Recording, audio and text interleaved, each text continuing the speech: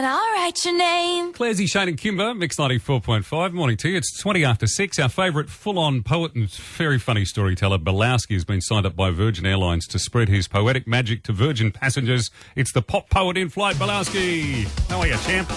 Rocking, dude, rocking. Tell me about Spock, Leonard Nimoy. You know, when I first went to Los Angeles, looking to be a rider out in L.A., you do all these weird jobs when you get there. So this was like, I think the late 80s. I got this job cut with Westwood Florists. It was like it's this really broken down truck. Now, if you do deliveries out in Hollywood, these flower deliveries were like, the names of names, One of them was Leonard Nimoy. So I'm like, Leonard Nimoy.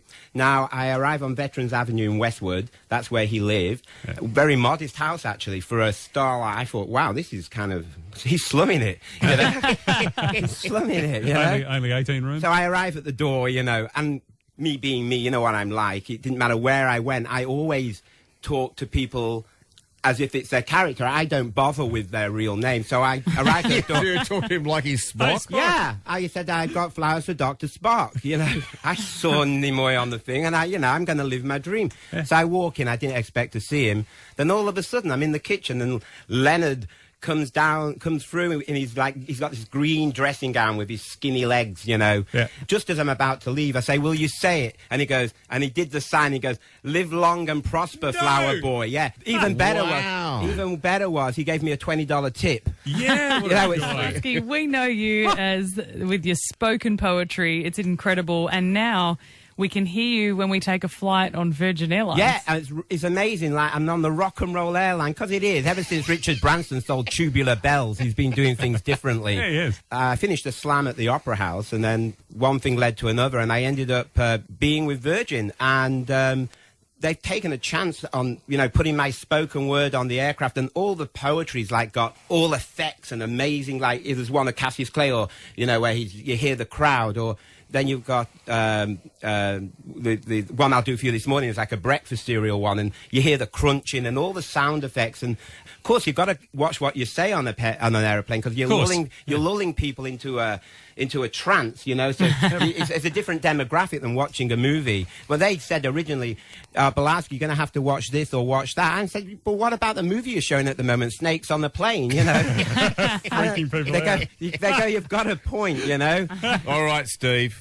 What do you got? Finish with your breakfast cereal. I'll do that for you. And this goes out to all those guys sitting on their boards at the moment at Trig waiting for a wave, or and everybody else out in their cars. I hope you dig this. It's called The Frosty Flake Surfer, for Clarsy, Shane and Kimber.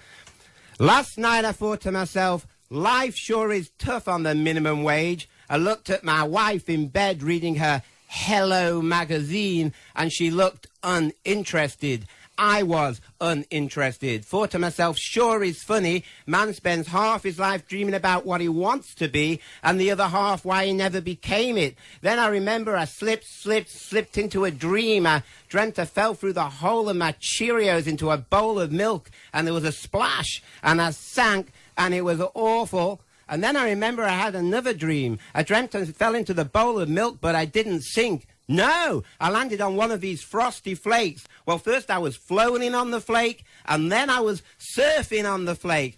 I was the cool frosty flake surfer. That night I thought to myself, wow, I left that room, I went down the store, and I brought 5 boxes of these frosty flakes. I came home, and I threw all the Cheerios in the trash. That morning I was crunching away over breakfast, and she looked up over the top of a Cosmopolitan magazine at Mr. Minimum Wage. But I knew I was the cool frosty flake surfer, and there was not a thing she could do about it. Yeah. Perfect for breakfast, Belowsky. You're crunching away. Oh, mate. Perfect timing this time of the morning. Well magic. There he is with us this morning, Belowsky, doing some of his magic there, and you can catch more. Just all you can do is catch a flight. That is Virgin. It's 24 after 6 if you want to catch the pop poet in flight. It's Clarsy, Shane and Kimber here.